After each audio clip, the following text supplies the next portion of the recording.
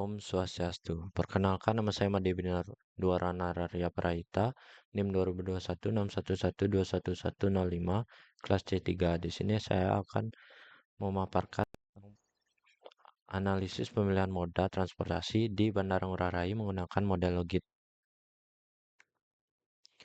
Yang pertama ada pokok pembahasan. Pertama ada latar belakang, kedua rumusan masalah, tiga tujuan, empat manfaat, lima batasan masalah, enam metode penelitian, tujuh hipotesis, yang ke-8 kesimpulan. Yang pertama latar belakang. Moda transportasi pesawat terbang menjadi pilihan untuk perjalanan jarak jauh antara negara ataupun antar daerah. Transportasi udara ini dipilih karena waktu yang dibutuhkan untuk mencapai tempat tujuan relatif lebih cepat daripada menggunakan transportasi darat atau laut. Di Indonesia terdapat beberapa bandara internasional, salah satunya Bandara Igusti Ngurah Rai. Dari data yang bersumber dari unit data dan laporan Bandara Igusti Ngurah Rai, selama tahun 2018 tercatat sebanyak 23.779.178 penumpang telah terlayani. Dari jumlah tersebut, sejumlah 12.557.374 penumpang merupakan penumpang rute internasional, sedangkan sisanya dengan jumlah 11.221.804 jiwa merupakan penumpang rute domestik. Dilihat dari banyaknya jumlah penumpang yang melakukan penerbangan, maka dibutuhkan penyediaan transportasi darat yang memadai untuk menuju atau keluar bandara. Kemudian rumusan masalah. Yang pertama, bagaimana karakteristik pengguna moda transportasi di Bandara Ngurah Rai. Yang kedua, bagaimana model pemilihan moda transportasi di Bandara Ngurah Rai. Yang ketiga, bagaimana model pemilihan moda transportasi di Bandara Ngurah Rai. Kemudian tujuan penelitian. Yang pertama, untuk menganalisis karakteristik pengguna moda transportasi di Bandara Ngurah Rai. Yang kedua, untuk menyusun model pemilihan moda transportasi di Bandara Ngurah Rai. Yang ketiga, untuk menganalisis peluang pemilihan moda transportasi di Bandara Ngurah Rai berdasarkan selisih biaya. Kemudian manfaat penelitian. Manfaat dari penelitian ini adalah diharapkan dapat memberikan gambaran tentang kondisi yang real dari tingkat penggunaan transportasi bandara, sehingga dapat dijadikan sebagai bahan informasi bagi pihak Angkasa Pura I atau pemerintah untuk mempertimbangkan dan memperhitungkan berbagai hal yang berhubungan dengan transportasi bandara. Kemudian ada batasan masalah. Yang pertama, penentuan sampel dibatasi hanya untuk penumpang domestik. Yang kedua, karakteristik angkutan atau moda meliputi tarif atau biaya, waktu tempuh, waktu menunggu kendaraan. Yang ketiga, karakteristik pengguna moda transportasi meliputi yang pertama jenis kelamin, yang kedua usia, yang ketiga pekerjaan, yang keempat pendapatan, yang kelima pendidikan, yang keenam kepemilikan kendaraan pribadi. Yang keempat, kendaraan yang dianalisis hanya moda transportasi publik beroda 4 yang bersifat door-to-door dan tidak disewa dalam satu hari. Moda transportasi yang dimaksud adalah taksi konvensional dan transportasi online. Yang kelima, model yang digunakan adalah model Logit Biner, karena moda transportasi yang dianalisis antara dua moda transportasi yaitu taksi konvensional yaitu moda A dengan transportasi online yaitu moda B. Berikut merupakan diagram alir. Yang pertama, saya melakukan studi pendahuluan yaitu mengumpulkan informasi. Kemudian melakukan identifikasi masalah dan penetapan tujuan. Dan juga melakukan studi pusaka. Kemudian dilanjutkan dengan pemilihan moda transportasi, yaitu ada dua. Yang pertama ada taksi konvensional, yang kedua ada transportasi online. Kemudian setelah itu didapatkan data yaitu data primer dan data sekunder. Data sekunder berisi data jumlah penumpang domestik, data kependudukan, dan produk domestik regional bruto.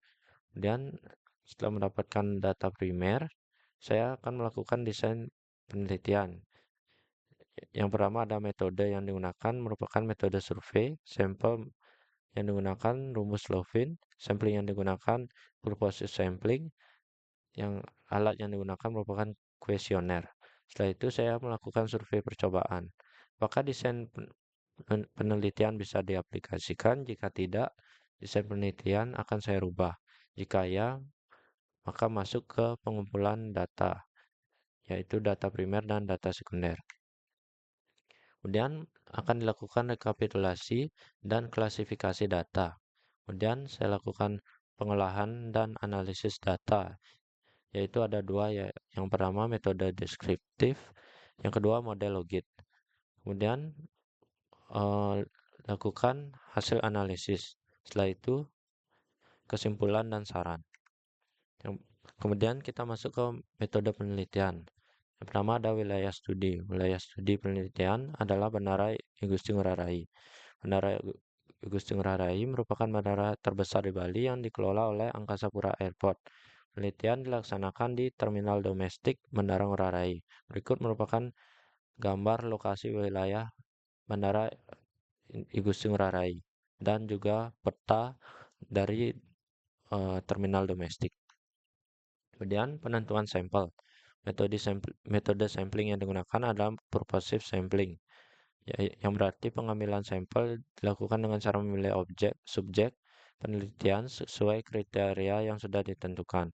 Dalam studi sebelumnya, yang distudi oleh Octavia dan Pandia tahun 2014 untuk menghitung jumlah sampel digunakan rumus Slovin, yaitu seperti berikut, di mana N kecil merupakan ukuran sampel, N besar merupakan ukuran populasi, E merupakan persen kelonggaran ketidaktelitian karena kesalahan pengambilan sampel yang masih dapat ditolerir atau diinginkan. Pada penelitian ini diambil 10% untuk tingkat kepercayaan 90%. Kemudian jumlah penumpang domestik tahun 2018 sebanyak 11.221.804 penumpang dengan rata-rata jumlah penumpang perharinya sebanyak 30.745 orang. Maka didapat hasil sebagai berikut, di mana hasilnya adalah 99,7 sampel atau dibulatkan menjadi 100 sampel. Untuk mengantisipasi kendala-kendala teknis yang menyebabkan sampel minimum tidak terpenuhi, maka dilakukan penambahan kuesioner sebanyak 20% dari jumlah sampel minimum, sehingga total jumlah kuesioner adalah sebanyak 120 kuesioner. Kemudian dilakukan pengumpulan data. Data yang dikumpulkan dalam penelitian ini meliputi beberapa hal antara lain yaitu data primer dan data sekunder. Data primer meliputi data hasil kegiatan survei kuesioner yang dilakukan terhadap pengguna angkutan. Pada penelitian ini, data sekunder yang diperlukan adalah data jumlah penumpang domestik, data kependudukan, produk domestik regional bruto. Adapun beberapa hal yang disiapkan dan diperhatikan dalam pengumpulan data. Yang pertama, kuesioner. Yang kedua, tata cara pelaksanaan survei. Yang ketiga, penggunaan instrumen. Kemudian, proses pengolahan data. Proses ini dapat dilakukan setelah pengumpulan data selesai. Pada proses pengolahan data dilakukan pengklasifikasian data terlebih dahulu. Teknik pengolahan data primer yang digunakan yang diperoleh dari hasil survei kuesioner diklasifikasikan menjadi 3 bagian, yaitu yang pertama berdasarkan karakteristik pengguna moda transportasi, meliputi jenis kelamin, usia, pekerjaan, pendidikan, pendapatan, dan kepemilikan kendaraan pribadi. Yang kedua, berdasarkan karakteristik angkutan atau moda, meliputi moda transportasi yang digunakan, tujuan perjalanan, tarif atau biaya, waktu tempuh, dan waktu menunggu kendaraan. Yang ketiga, berdasarkan pendapatan dan moda transportasi yang dipilih. Kemudian yang kedua adalah analisis data. Secara garis besar, untuk menganalisis data yang telah didapatkan dilakukan dengan beberapa cara, yaitu satu, metode deskriptif, yaitu dilakukan dengan cara membuat tabulasi data, kemudian data disusun dengan secara sistematis dan dapat bentuk grafik atau diagram sehingga didapatkan suatu kesimpulan secara umum. Yang kedua, metode analisis. Dalam penelitian ini, metode yang digunakan untuk menganalisis pemilihan moda transportasi yaitu dengan model logit biner.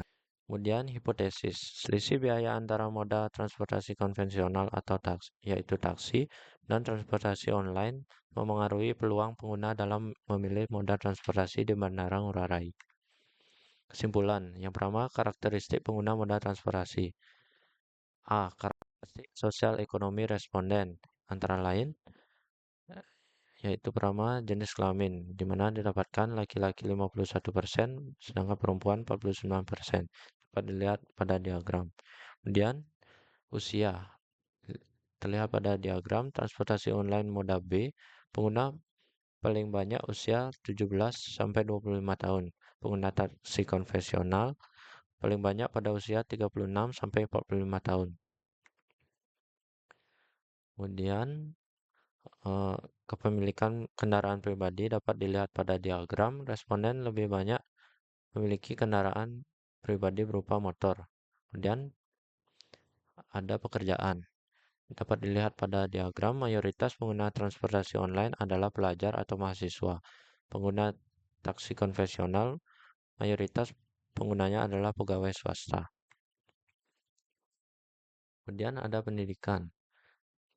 Dapat dilihat pada diagram persentase pengguna taksi konvensional dan transportasi online paling banyak merupakan diploma 4 atau S1.